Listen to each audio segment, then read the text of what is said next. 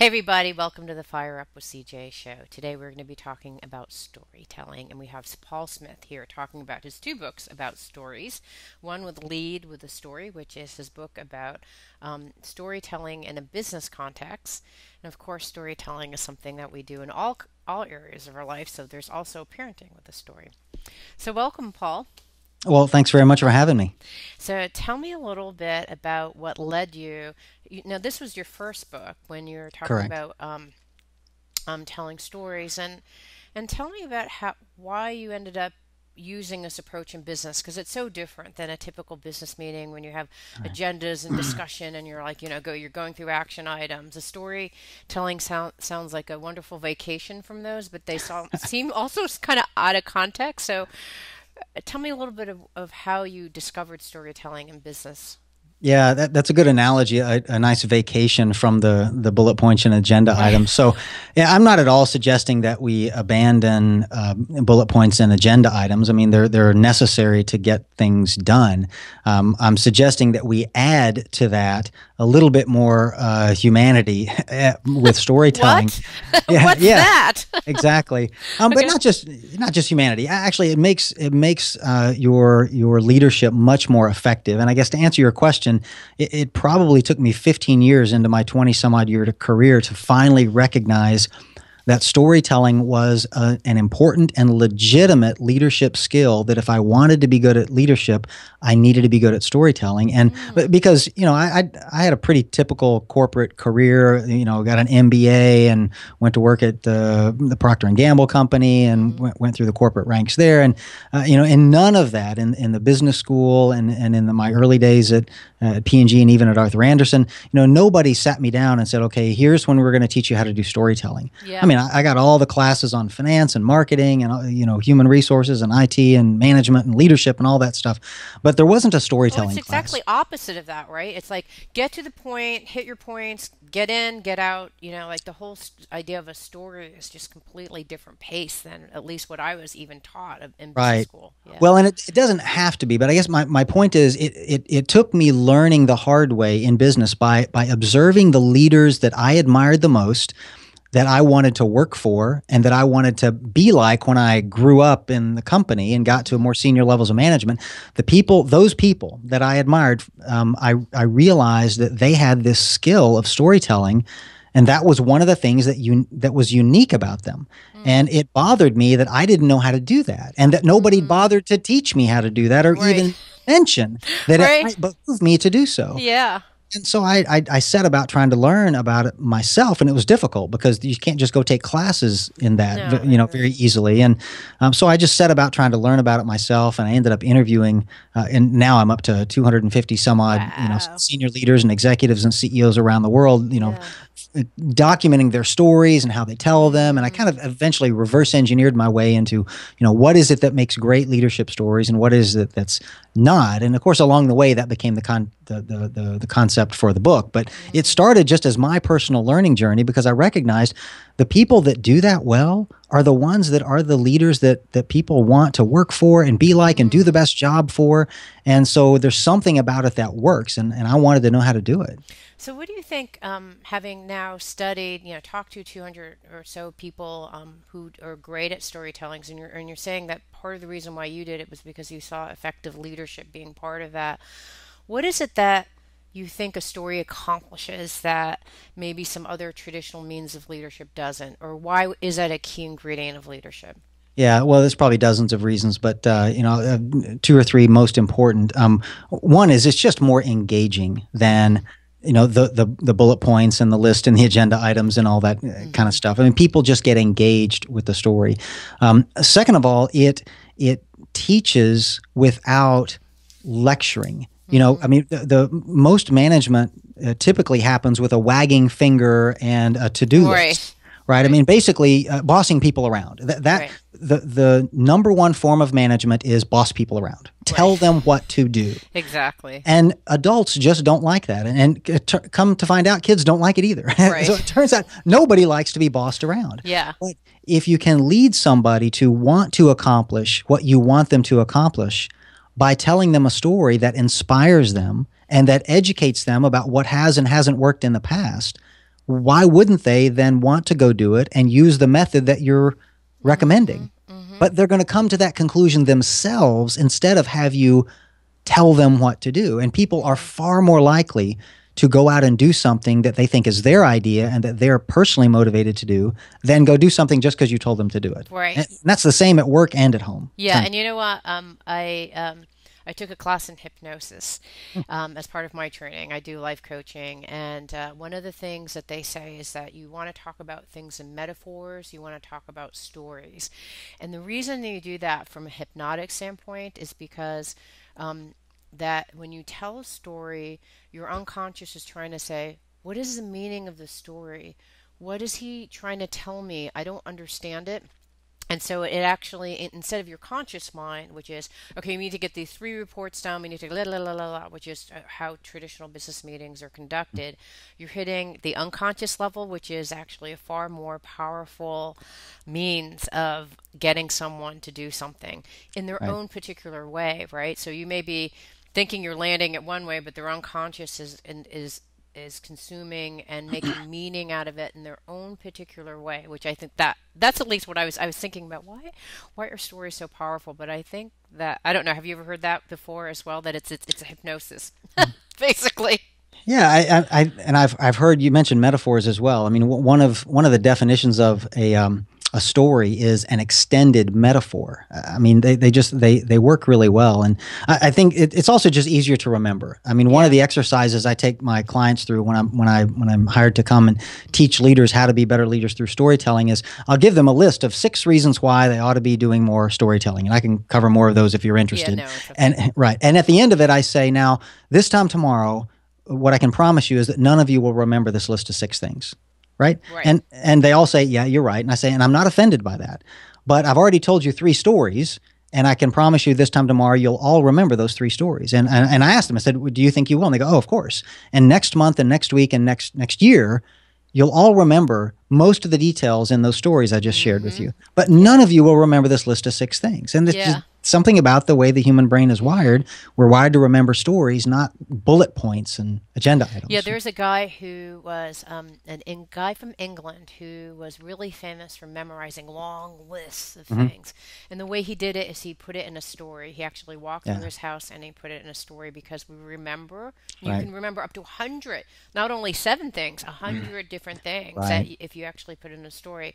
Okay, so I want to give, what I wanted to do is give a demonstration of this work. And one of the things that oftentimes people have a hard time doing is getting people enrolled in a vision, or even when they are enrolled, like, trying to get them participating, they don't usually engage. And so I was wondering if you could share some of the stories from your past on how you've been able to use your art in accomplishing that. Yeah, so for vision setting, there's really 3 things that seems to work really well. 3 types of stories that you need to tell. The first one is, what's my case for change? Why is the status quo not acceptable anymore? And you can just tell people, well, we're not making enough money, or we're not meeting our goals or objectives or whatever, and that usually generates yawns from the audience. Right. Or you can tell a story about, here's how things have been going, and you can see and feel the failure in the story, as opposed to just being told we haven't met our objectives.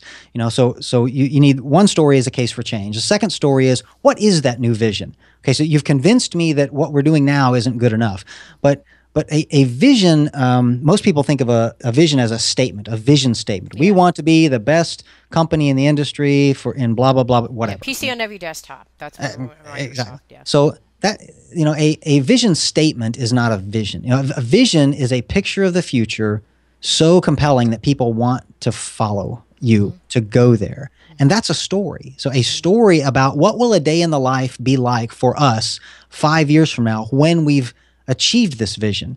And that will be something that's compelling that people want to follow. But just being told we want to be the leader in our industry, that's not compelling. But tell me the story of what our day will be like.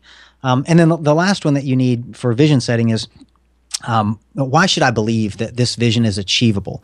So telling a story about maybe some other company that achieved something similar that started out in a similar place to where you started, that will be compelling enough to make them realize, okay, this isn't just another pipe dream or management vision that we're never going to achieve. This is actually achievable. This time it's different. So it's really a combination of three stories. And if I told you one, it would be so unique to the situation that it might not help you envision it. So I think what would be better maybe for your listeners, if they want an example of seeing a story in action, is a story to help people learn a particular lesson. And a lesson that might be common to many people is being very clear on your objectives before you start your next project. Okay. And one of the best examples of that actually comes from a colleague of mine named Jason Zoller. And when he was in college, some 20 some odd years ago, he was studying communications research. And one of his professors told a story to the class that was so compelling that Jason's been telling that story every year to new hires in his research department. Yeah. And apparently what had happened was a couple of years earlier, the professor broke the students up into groups of 5 or 6, and each of them had a research project for the semester. And one group had a more interesting project than all the others, and it was this. It was how to improve the jury deliberation process. So this was a school in Central Florida, university in Central Florida, and they were essentially working those 5 students were working for the local judge to improve the jury deliberation process. So they did all the kind of things that you and I probably would have done if we'd been on that team. They interviewed all the other judges in the jurisdiction. They interviewed prosecuting attorneys and defense attorneys, but mostly they interviewed former jurists, people that had actually served on juries. And they asked them all the kind of questions you and I probably would have asked them. What was the trial about? How long did the trial last? What was the information they were allowed to have in the jury room? They even asked them questions like, what kind of food did they feed you, and how late did they make you work into the evening? And what they concluded at the end of the semester was that none of those things mattered. It turns out the only thing that mattered was the shape of the table in the jury room. Come on. Yeah, jury rooms that had rectangular tables. Whoever sat at the head of the table, even if it wasn't the jury foreman, tended to dominate the conversation. And they felt like a less than egalitarian debate of the facts ensued, and therefore maybe a less than accurate verdict was rendered. But jury rooms that had round or oval tables, a more egalitarian debate of the facts ensued, and they felt like a more fair and accurate verdict was rendered.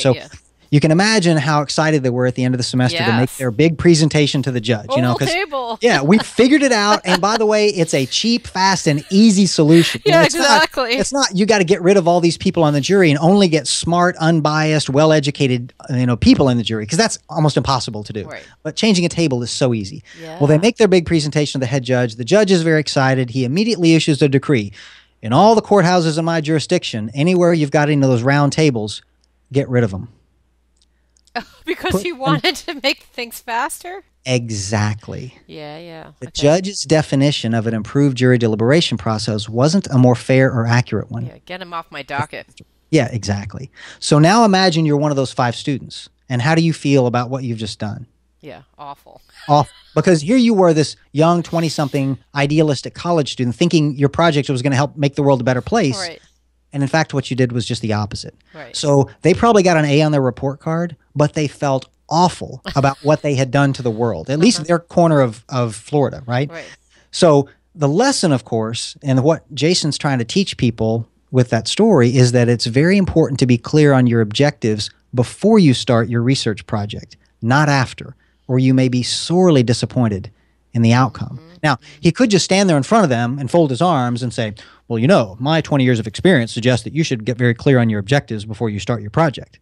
Right? And that would go in one ear and out the other, because that sounds like common sense and nobody wants to be lectured to like that. Right. But telling that story, you and I and the people listening can feel the angst and remorse and regret that those students must have felt because they were not clear on their objectives before they started their Okay, got it. And you are highly unlikely to make that mistake yourself after you've heard that story. But if I were just to tell you, CJ, be clear on your objectives before you start your next project, you'd say, well, of course I will. And then you would completely forget it immediately because you think you know that already. But unless you're thinking about that at the moment you start your project, it doesn't matter. You're probably not really thinking about that lesson.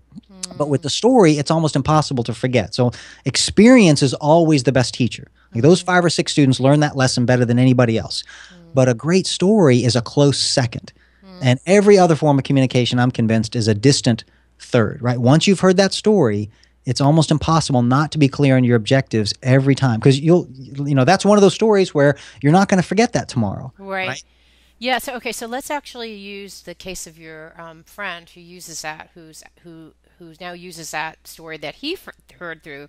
Right. It's not like actually it's a secondhand story. He actually heard it. Yeah. Now you're telling me. So he Yeah. uses the story that his professor told him.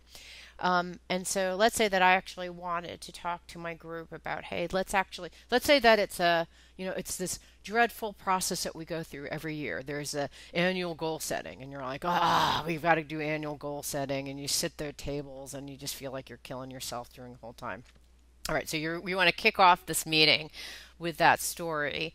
So first of all, before you even do the meeting, you have to have a story in mind. And Mhm. so I assume that that's what this book is about. They have chalk. So and if I don't have to, I think, well, I don't want to have to come up with all my stories on my own. How can I create a secondhand story? I Mhm. could read your book, and it would give me stories on Mhm. on exactly whatever topic that I'm interested in, whether Right. it's about inspire or motivate or keeping it real or setting policy without rules, whatever that meeting's about. Right. How I may go about this is reading your book, lead with a story, and say, okay, this is about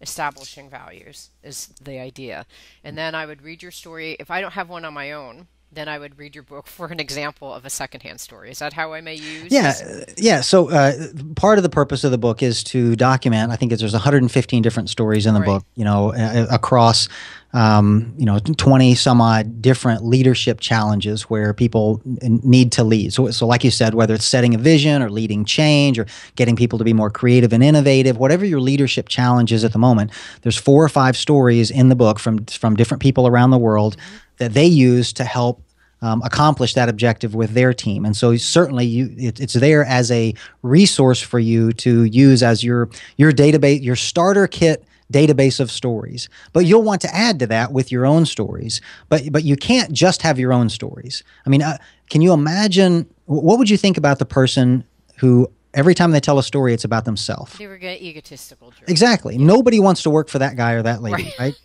So you need to have stories about and from other people, but you certainly should have your own as Uh, well. So you should start to collect your own. Think of it as a quiver, arrows in your quiver to use when the moment is right. So that story that I just told you about the jury tables, that's to accomplish a very specific objective of getting people to be clear on their objectives before they start a project. right. If you're trying to set a new vision for your company, unless that vision involves clarity of projects, that's not the story you would tell. Right. You would Right. tell a different story. You would tell maybe one of the other stories from the book on that chapter, or more particularly, you had mentioned what was it? We're trying to do what different? What was the example you gave? Um, Okay, so let's use your story about the story that you gave about the law students, and use that example for, let's say we're doing annual goal setting. Goal That's set. always part of a corporate process, annual goal setting. So I have your story now in the back of my head, and I know that I'm going to get my direct reports together, and we're going to do goal setting. So how would you introduce that story? Like, what's the planning that you do before the meeting? So that you can introduce that story naturally and organically in a way that's motivating. Right. So I wouldn't use that story. Oh, okay. I wouldn't use that story for introducing goal setting. I'd use a different story. In fact, the Okay. story I would use this Okay. story. I'd use a story about Bob McDonald, Okay. who's currently the Secretary of Veterans Affairs for the Obama administration. And he used to be the CEO of Procter and Gamble. Hmm. And when he was a freshman cadet at the West Point Military Academy, he learned that there are only 4 answers a cadet is allowed to give to an upperclassman or an officer when asked any question. And those 4 answers are yes, sir, no, sir, I don't understand, sir, and no excuse, sir.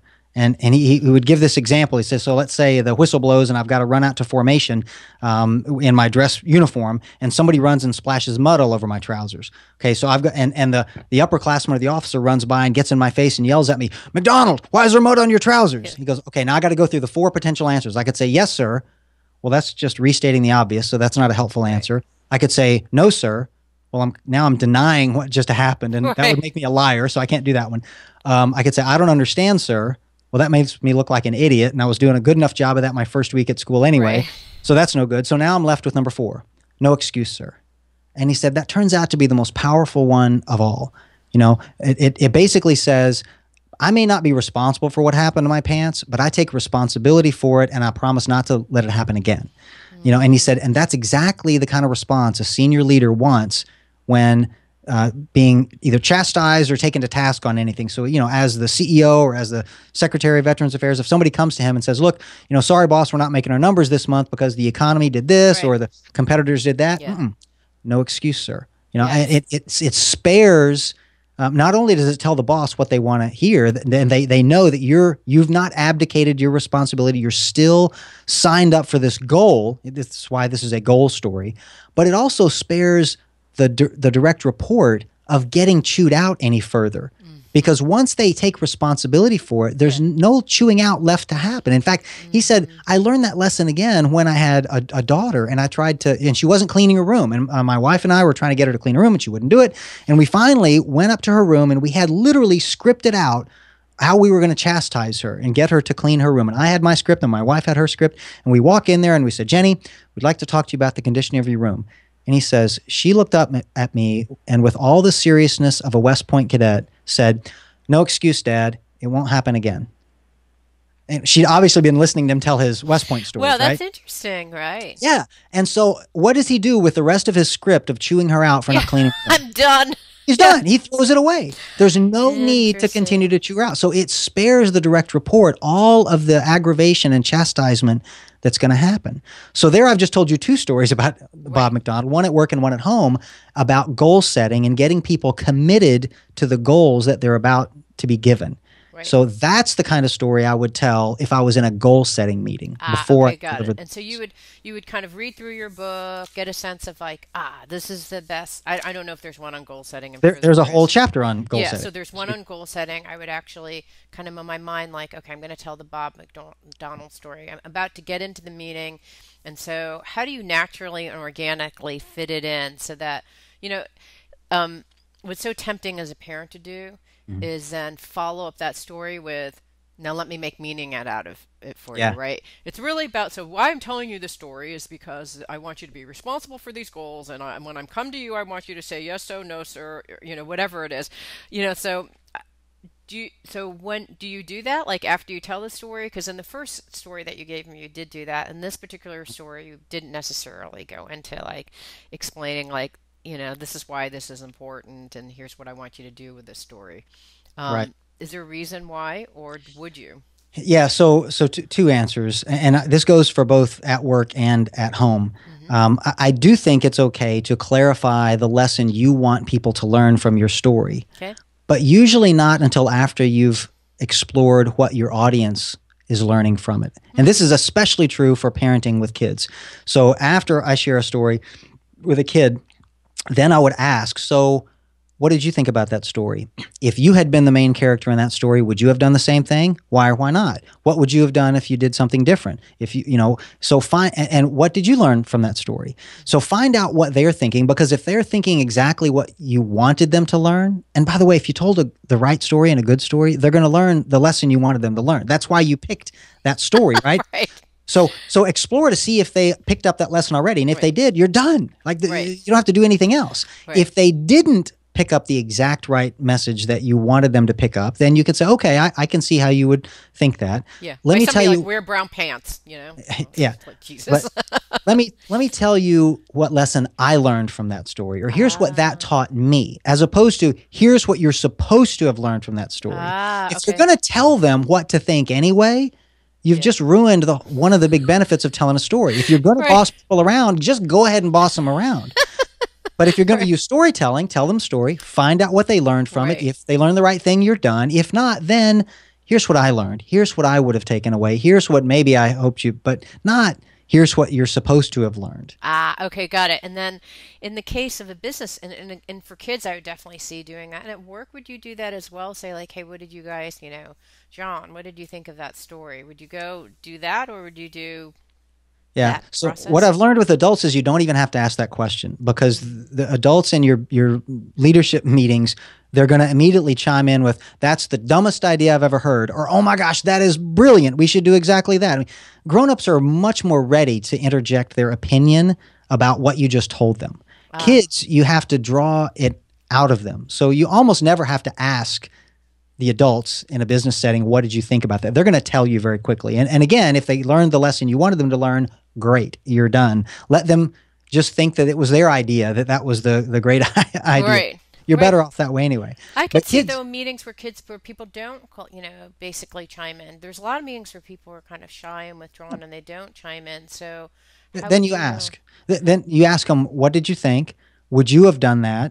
I mean, I think the questions will be obvious to you. It's usually, do you think that would work for us in this situation? Because normally you're telling a story about somebody else that has faced the challenge that we're facing right now. That's why you chose that story, because it shows the outcome that you Okay, want. yeah. So I'm going to play out for you. I'd say, Okay. well, what I took away is that ultimately you have to be responsible for the goals, and basically we're setting up goals. So whatever goals that we're coming up with, we have to be responsible for, Right. because ultimately you may come back and ask me that same question. Did you hit the sales objective this year? And I may go, yes, sir, no, sir, no Uh, excuse, sir. Right? right. I'm assuming that's what I took away. Is that what? Yeah. Yeah, so ask that question, and if they did come to the right conclusion, then great, you're done. Right. For the kids though, because I think you do need to draw it out of them more. One of the things I did with the second book is I came up with a discussion guide. Hmm. So there's 101 stories in the book, and I've got an online discussion guide that has 4 or 5 questions tailored to each of the 101 stories, so that once you share story number 37 with your kids, then find the 4 or 5 discussion guide questions for story number 37, and it will ask questions about that story to help start your conversation with them, to see what they learned from the story, what they would have done differently, and start you on that learning journey. For the first book for leaders, they normally don't need that. Most people are going to chime in. If you don't find them chiming in, then I think you can prompt them pretty easily with, well, what did you guys learn from that? Or do you think if we did that, it would work for us? Hmm. People are going to have an opinion Right. about that, yes or Right. no, right? Yes. Yeah. Okay. Got it. So let's say that it's a goal setting meeting. So I'm going to want to read your book, lead with a story, figure out what is the objective of the meeting, whether it's problem solving, the element of surprise, appealing to emotion, building courage, like whatever the thing is that we'd want to elicit, and then pick the story. And how do you actually then plan the meeting to know? Okay, how do I know how to introduce it? Because it's such a foreign thing. Like you said, we aren't used to introducing them into a meeting. So how do you plan for the meeting? Yeah, so let me tell you what not to do, and I think that'll be Okay.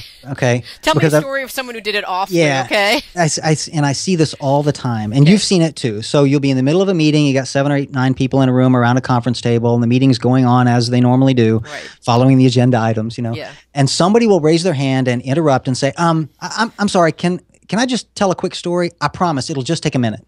Does that sound like a familiar Yeah, no, scene to you? and then I'm irritated. I'm like, oh, Yes. brother. Yes. And the reason why you're irritated, you don't even know it, but I'm going to tell you why you're irritated. Well, Okay, tell me. there's 2 reasons. One Okay. is usually when somebody says that, what you're conditioned to expect is there's going to be a long, boring, 15-minute irrelevant story that follows, Right. and it's going to be a distraction to the meeting.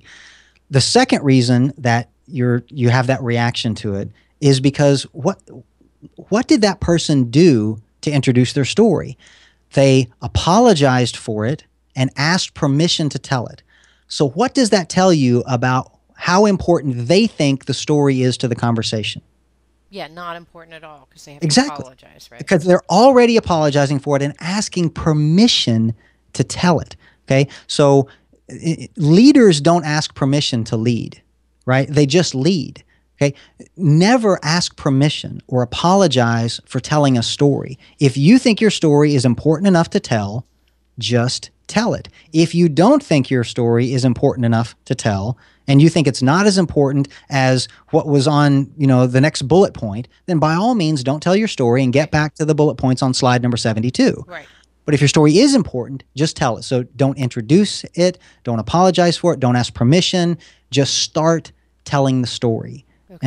And your audience will just listen to it as if it's part of the conversation. You won't. In fact, I tell people, don't even tell them that you're about to tell them a story. Like, the way to start a story is not, okay, let me tell you a story. I mean, that's like, okay, gather around, boys and girls. It's story time. Now listen up. Everybody be quiet and sit down, sit on your hands. I mean, Right. we're not children. Okay. right? And even with your children, I don't treat them like children. I mean, Right. just start telling the story. So that's what Ah. not to do. Don't introduce it or apologize for it or ask permission for it.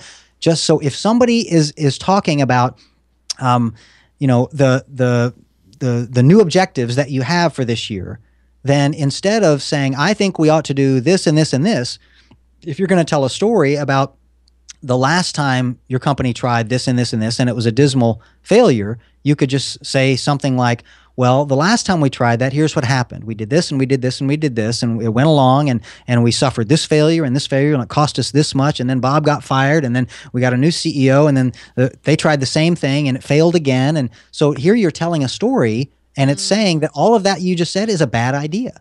Or you could say, I think that's a bad idea, and here are my reasons why. And there's no story involved. Ah, I see. But either way, you're addressing the relevant topic at hand. You're just using a story to do it instead of giving your opinion. Right. And but you just start saying it. You don't introduce it with, I'm going to tell you a story. Can I please tell a story? Would you forgive me if I told a story? Right. Just start talking.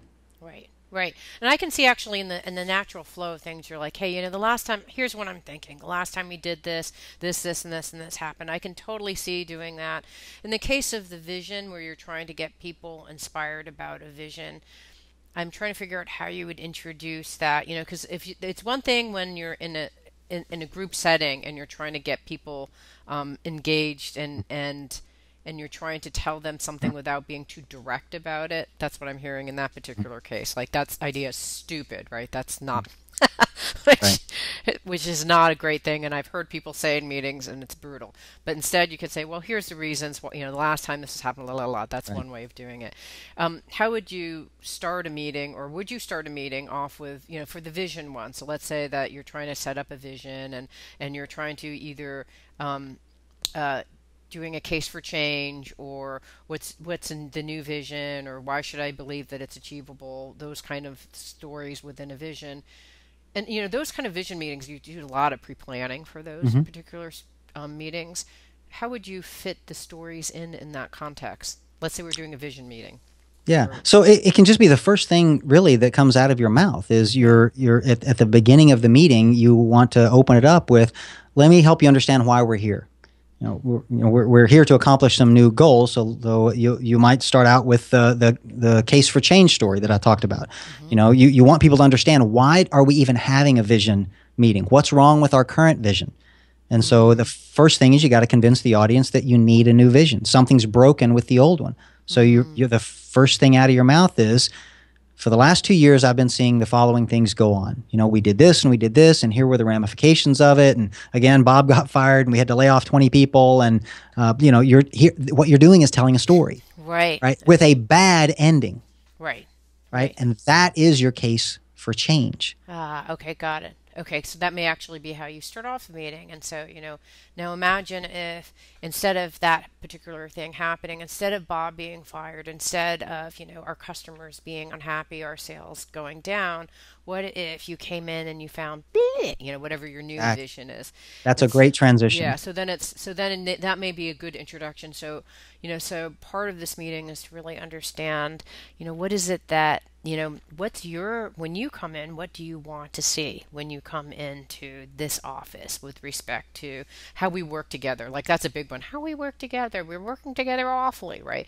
But you could say, what's your story? Like, if I were to play a little movie and see your day in the life of Paul, what would be the best story that you could say you would want, from the beginning to end? What would be, your experience with customers or whatever it is? And so then is that how you get people engaged in Yep. telling their stories as well?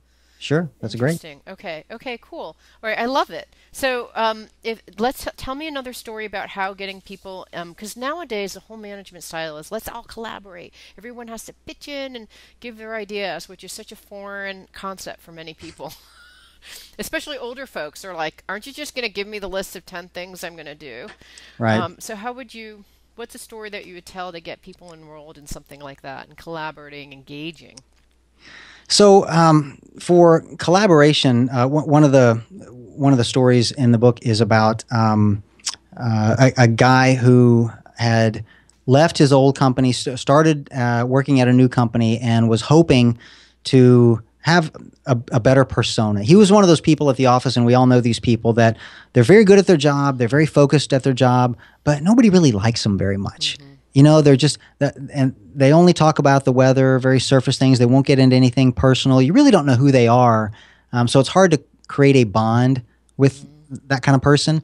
And he'd left his old job, started a new company, and he was like, "Great, this is an opportunity for me to kind of remake me Mm-hmm. and have people like me." Mm-hmm. And at the time I was interviewing him for this book, he was about a year into that, or a year and a half into that new job process. And I asked him, I said, "Well, how did it go?" And he said, "Well, after a year into this new job, nobody liked me." So it wasn't working at all. My big plan to remake myself, like, it totally failed. Right. And he said, "But that's completely turned around." I said, "Okay, well, what made the difference?" And he said, "We were at one of these like annual offsite meetings, and there was this opportunity for people to get to know each other better, and it came. Everybody got a chance to share something about themselves." And he said, "So I took a big chance. I shared something incredibly personal about me." And it was about how my brother had an undiagnosed case of bipolar disorder, and at the age of 17 had like had enough, and got in a car and drove across the state line and ended up committing suicide at the side on the side of the road, Oh with a God. gun right there, and just it just wrecked our family, Yeah. and it just devastated me and my mom, Mm. and proceeded to explain some of the ramifications of what happened to him and his growing up, because this was, I believe, his older brother, and how that impacted him. And Mm. now that he volunteers for suicide prevention hotlines and things like that, and just how it made a difference in his life. And at the end of that meeting, he said, the people that previously would have said nothing to me any more important than, "Hey, did you see the game last night?" Came up and hugged me, and Oh, that's put their arm sweet. around me, and people made comments like, "Wow, Jamie has depth. Like, nobody thought there was anything more to this guy Um, than just the robot in the office." And he said, mm. "My relationships just completely changed." And he said, just telling that one very personal, very vulnerable story about me humanized me to the rest of the office. And so that's how storytelling can create better collaboration. I think that's what you had asked about. Yeah, Getting yeah. people to collaborate better, gets people to collaborate better. In fact, and the reason it works is that there was a great study done by the New York Times about a decade ago, and they asked an interesting question. They asked, what percent of people in the country are trustworthy? So they do this big, huge survey, and the average answer was about 30%. So Yikes. yeah, so the That's average low. American thinks that only about a third of That's Americans are sad. trustworthy, right? Okay. And then they asked the question a slightly different way. They said, "Now, of the people that you know personally, your personal friends, what percentage of them are trustworthy?" And the answer was the average answer was 70 or 80%. Mm. Okay. Yeah. Now, you don't have to be a math Yeah, genius to exactly. figure out that those numbers on average ought to be the same, Right. unless the people that don't have friends don't, or that aren't trustworthy, don't know anybody or Right. something, but they ought to be the same, and Yeah. they're not, and they never will be. And the reason is because for some reason, as humans, we naturally distrust people we don't know until we get to know them, and we naturally trust people that we do know until they give us a reason not to. So our default Mm. position is trusting people we know and not trusting people we don't know.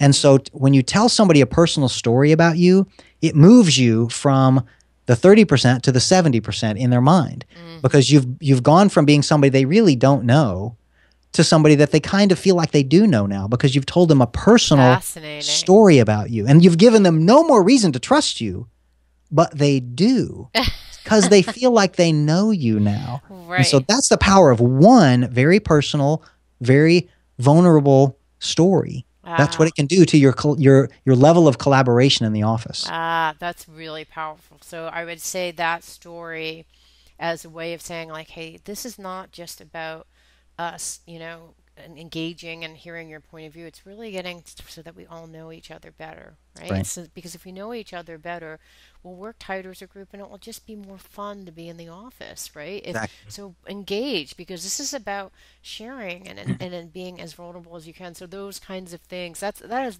the perfect story. And as you were telling a story, what I was remembering is that I interviewed someone for body language. Hmm. And, the idea with body language oftentimes is that you're mirroring the body language. So if I was mirroring you, I'd probably sit like this and talk to you this whole time, this way, nod my head because you're nodding your head. So I'd be doing the mirroring of the body language. And it's because if you're looking in a mirror and you see yourself, I'm going to feel like I trust you Hmm. because it's a mirror reflection of me. And Hmm. so I think that that's what the story does. What the story does is in words kind of says like I'm trustworthy because I'm revealing all. And the guy from the body language, I interviewed for someone from body language, and he was saying, and you want to talk to people with open gestures. You know why? Because with body, if you're holding like this or like this, your hands in your pocket, instinctually we think you may have a gun, and so I don't Really? trust you. Or Ah, if you're interesting. crossing, like, why are you crossing your arms? What are you trying to hide? And Hmm. so, because all those things are hidden, I don't really know what's going on. But if I'm going like this, like, what am I hiding? I'm open to you, I'm talking to you. So, Right. those kinds of things end up, oddly, in it making someone more trustworthy. It's kind Yeah. of a funny It's thing. kind of weird. Yeah, it was kind of a weird little thing. Okay, I want to transition in the last couple minutes about parenting, and I want to talk about this book, Parenting with a Story. Mhm. And I want to ask you, since, you talked to, you talked to what, like you said, 100 people and collecting their stories, and that were related to those kind of characteristics that we Mhm. want to most build in our children. And so, with your kids, what are the stories that have just landed? You're like, that was so good. You talked about the cleaning story. What are some of your favorite stories or ones that have really worked with your children? Yeah, so one of my favorite is, and just because it's personal to me, it's about me and my father. When I was 17 years old, my dad got me a job at the company where he worked, and I was literally a file clerk. I mean, the guy Mm, putting there yeah. probably aren't file clerks anymore because there's no Yeah. files; it's all No electronic. files. But back Exactly. then there were files, and I was the guy that put the files in the files, um, and I was so excited because I found out that one day a year my boss was required to take me out and buy me a free lunch, and it was on what we called at the time Secretary's Day, Hmm. right? And now it's Administrative Professionals Day or something. But so I was technically a secretary, so I was going to get a free lunch that day, and I Yeah. was so excited, and so all the managers in the office were taking all of the secretaries out that day for lunch. And so my dad was one of the managers, and he, of course, took his secretary out. And my boss was taking me out, and we all went to the same restaurant for lunch. And they'd had it all this pre-planned and got 100 managers, 100 secretaries there. And they had two meal options on the menu to get everybody through very quickly. And it was a club sandwich and a quiche Lorraine.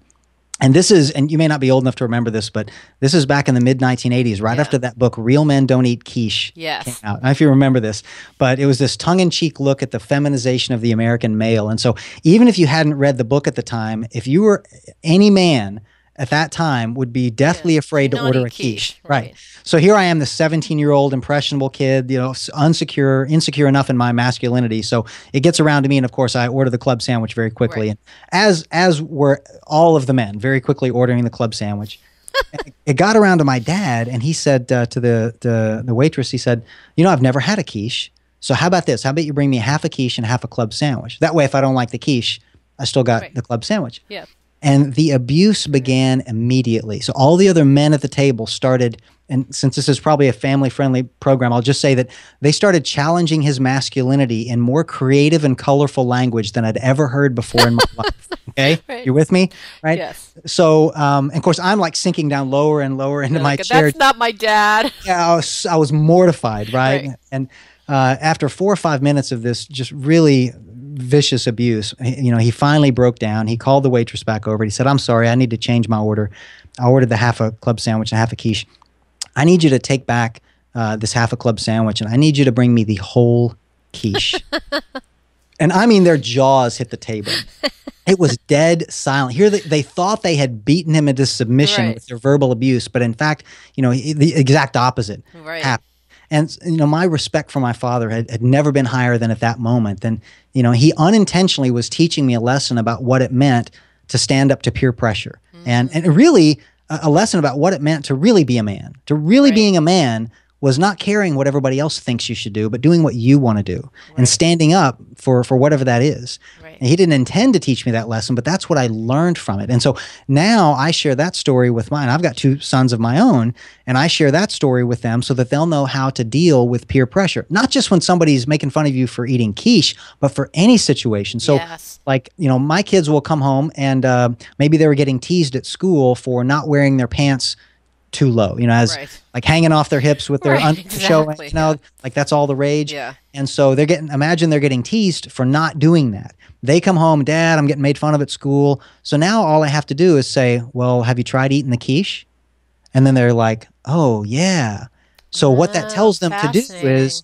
instead of capitulating to whatever their tormentor is trying to get them to do, Mm-hmm. just like my dad did, do the opposite of that. Right. So instead of pulling your pants down, pull them up even higher. Right. So, imagine them the next day wearing their pants even higher. And the Right. same kids coming up and going, no, I told you pull your pants down lower and then have them pull it up even higher. Right. Now they're walking around like Urkel, right? With Right. their pants up to their chest.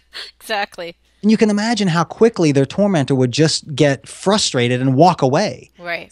So here, that one story has taught them how to stand up to a bully, how to handle peer pressure in a way that doesn't involve getting in a fight, that doesn't involve running away from the situation. But yet notice I haven't told them to do any of those things. Mm-hmm. They just learn that from the story, and it becomes their idea for how to deal with the situation like that. Yeah, and what I think is really interesting how you've used that, the way you explained it, is that you'll use it as a code word, remember the quiche. So you don't have to go in and like launch into the story all over again. They're like, Right. yeah, we heard this story already, Dad, cut it out. Like my kids, I'll sometimes say to them, what am I going to tell you? They're like, we're going to tell you blah, blah, blah. You're going to say these things. I'm like, yep, okay, that's all I just want to know if you know that this is what I would say. But that's exactly the same thing with just the quiche story. What are some of the other ones that you just love telling your kids? Yeah, I think maybe one of their favorites to hear is a story about kindness, and it's about a high school kid named Chad who was the captain of his high school basketball team. And the night before one of their big games, he had all the other basketball players over to his house for pizza and Coke or something, and they were strategizing about their game the next day. And so it's probably not too surprising to you that when you have a bunch of teenage boys together in a room, at some point they're going to start talking about teenage girls, right? Yes. Right. So they were talking about girls, and one of the girls they were talking about was a very special girl that I'll just call Jenny. And she was special because she lived out her life in a wheelchair. She had some problems with one of her arms, with limited motion. She couldn't speak. She literally had one of those early versions of the computer synthesizers that she would type a Yeah. word and it would talk like a Stephen Hawking kind of Yeah. thing, and she was blind in one eye, and just all kinds of Man. problems. And of course, they weren't saying nice things about her, right? This was not that girl's cute cheerleader. I Yeah. want to go out with her. This was just the opposite of that. This was Right. really mean stuff they were saying about her. So anyway, after 15 or 20 minutes of this, Chad's father, who's at home in the other room, can hear them saying all these awful things. Yeah. He comes into the room and basically says, I just cannot believe what I've been hearing in this room. This is awful. I'm so embarrassed. And besides, it was his son, Chad, that had instigated this conversation about Yikes. Jenny. And of course, very quickly, all the guys get embarrassed and they go home for the evening. But it gets better because the next day, Chad's father shows up unannounced at school. He walks into the cafeteria during lunch, finds the table where his son is having lunch, and of course he's there with all the same kids on the basketball team from last night. He walks up to them and says, Chad, where's the girl? And of course Chad is like, oh my God, Dad, please don't embarrass me. I'm really sorry for what we said last night. And he said, Chad, where's the girl?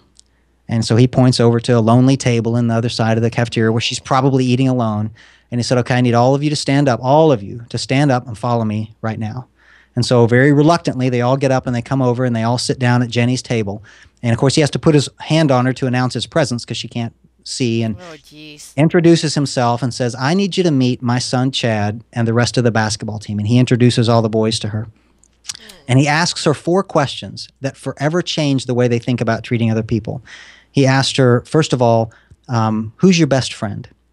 And remember, she's got to type her answers on this computer, so it takes a long time, right? And so Oh, they've got a man. long time to consider what she's saying. And her Yeah. answer was, my mom, Stacy. Now, it probably wasn't lost on them, the irony of a teenage girl who counts her mother as her best friend. It probably doesn't say as much about her relationship with her mom as it does about her lack of relationships with other girls at school. And that wasn't lost on them. The second question was, what does your dad do for a living? And she types out, I don't know who my father is. Oh my God. The third question was, how long have you been in a wheelchair? And she types out, my whole life. Oh, And of course, these are kids that spend their day running up man. and down on a basketball court, Yeah. and she's never going to do that, never Yeah. has.